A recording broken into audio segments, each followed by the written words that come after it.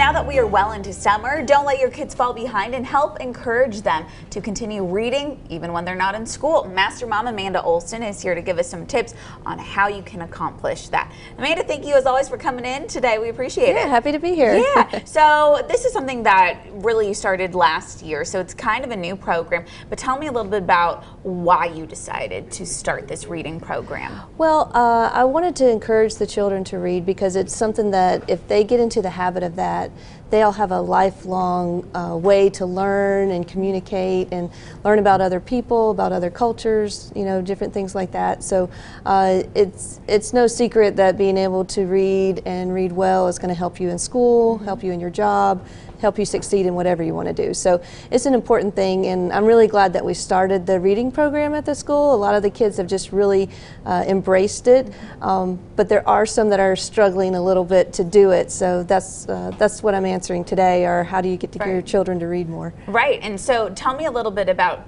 how parents can try to accomplish that, because I think a lot of kids, you know, they think, oh, it's summer, I don't have to do any schoolwork, I don't have to read, I blah, blah, blah, blah. But it is so important to continue that education even throughout the summer. And so tell me a little bit about how parents can encourage their kids to make it look like that this is fun. It's not going to be a chore like homework or something like that. Well, I think that, you know, if they're not reading over the summer, they are going to fall behind, and when they start school again, they've got to work hard to catch back up. So it's important for families to kind of maintain that, at least the reading all through the summer.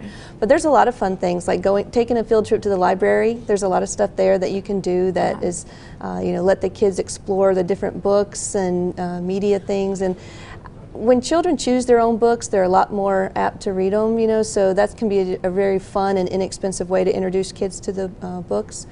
But I recommend, if you are just kind of starting and trying to get your child a little more interested in reading, you know, 20 to 30 minutes a day may seem like forever to a 7-year-old, you know, so set a timer for 5 minutes and say, I want you to read for 5 minutes, and then reward them for that good behavior, you know, let them do something fun that they wanted to do.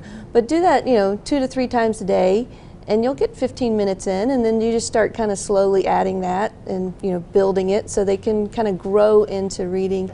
And again, when they choose the books, it becomes something that they really like to do. Right, exactly. And they start getting excited. And another thing too is parents can read with their kids as well, right? That is a huge thing that they can do, you know, and even a preschooler, you know, preschoolers love reading the same book over and over and over again because they like to know what's coming up next. Right. And they know something, you know, so they get excited about that. So even for young readers, you know, if you read a page and then let them read a page and then you read a page back and forth like that, then it becomes a together activity, and it's not just sitting alone by yourself reading a book, but something the family does together. Whereas if a kid, you know, they were reading alone for 5 minutes, that could seem like it was taking forever, but if you read with your family member, a brother, a sister, a parent, then it makes it fun and it makes it enjoyable, and they probably want to read more because they want to see what's happening. Right, and you can start with funny stories or comic books or, you know, short stories. It doesn't have to be this huge novel. Let's finish this over the summer. Right, you know? Exactly. And so this reading award program that you guys have at Olstein's, tell me a little bit about it, because these kids really are wanting to read throughout the summer to just keep up with it, right? Right, so every 10 weeks we have